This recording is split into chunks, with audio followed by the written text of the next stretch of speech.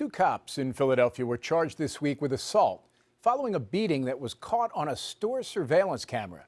The man on the ground is 22-year-old Najee Rivera. Initially, he was charged with assaulting the police, but those charges have now been dropped. The officers, Sean McKnight and Kevin Robinson, have also been suspended from the force.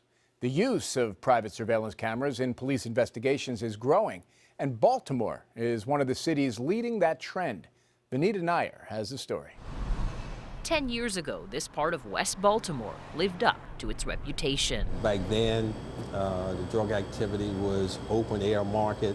Nah, man. The neighborhood, made famous by HBO's gritty crime drama The Wire, became synonymous with gang activity and violence, an image that bakery owner James Hamlin says has been hard to shake, even as the area has improved. Perception is not the reality, but as you know, perception is reality.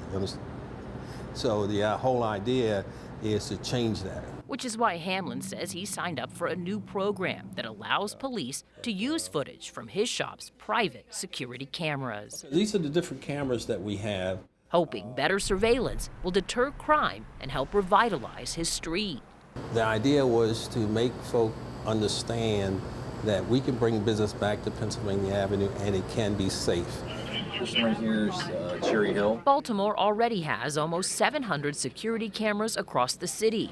It is one of several major U.S. cities, including Houston, Chicago, and New York, that has been steadily ramping up its surveillance systems. We cannot have a police officer on every corner.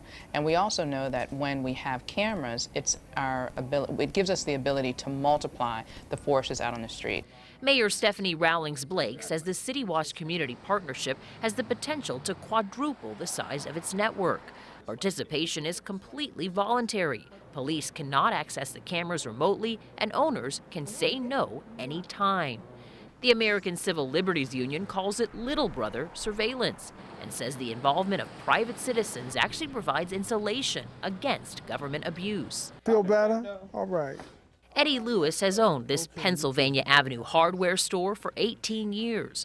All 24 of his security cameras are registered with police. I hope they can, use my cameras and anything else I got to help, especially if it's helping to keep the community safe. They save a life, you never know. Since its launch in October, 26 people have signed up for the program, adding 178 cameras to the streets.